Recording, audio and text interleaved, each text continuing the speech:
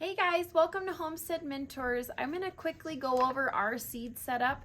It's not fancy, it's just one place in our home that we have space. We don't have a basement. I don't really have room in our garage right now because of lots of other projects. And for the last few years, this is where I've grown our seeds.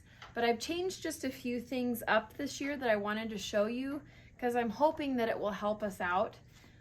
First and foremost, I'm trying a couple new plants. I'm going to do my own celery and onions this year. I went ahead and I did order onion sets. I'll probably get some more celery from Zach at Farm Table West if he has any. But what I'm trying to do is I'm really going off of the planting tool that Farm Table West provided us for this area. It was pretty slick. I just typed in our last frost date and then it came up with everything that I needed to do. And right now it says on 3/12, which is March 12th, coming up, I need to start celery, chives. If I wanted to do collard greens, you know, there's just a couple things that are coming up that I'm going, I need to get things in soil. So right now it's just onions and celery that I'm going to start working on, but I wanted to show you what I did this year, which is different for me.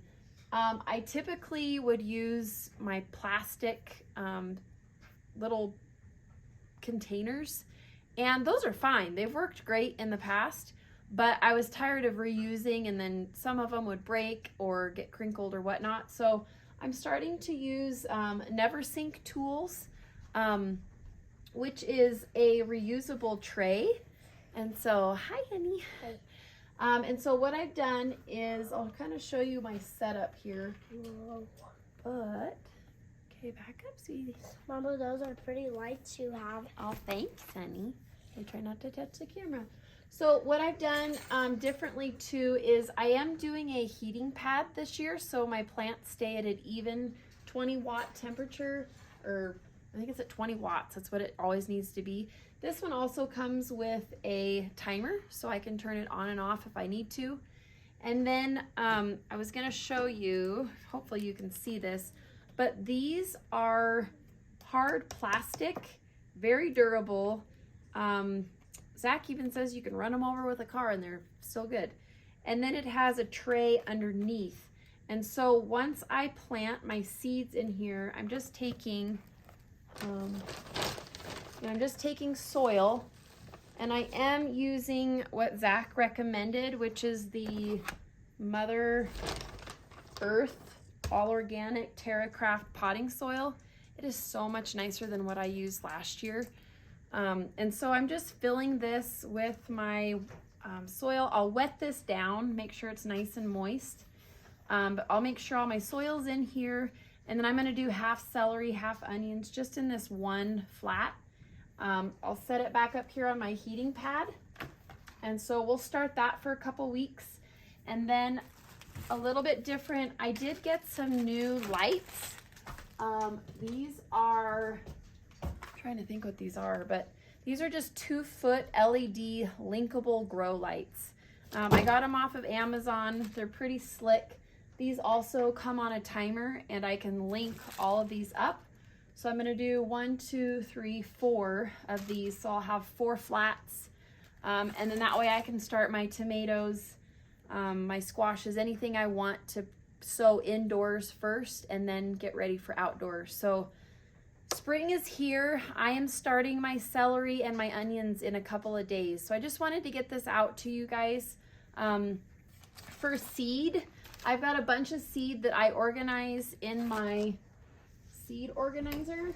So most of these though, I will start planting later, but I kind of wanted to show you what I do here.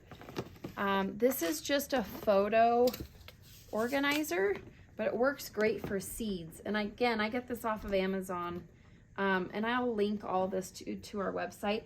But really, it's just all of our seeds are in here. They're all alphabetical. So I can pull this out. I can see, you know, where they're dated, what's in here, what do I have left.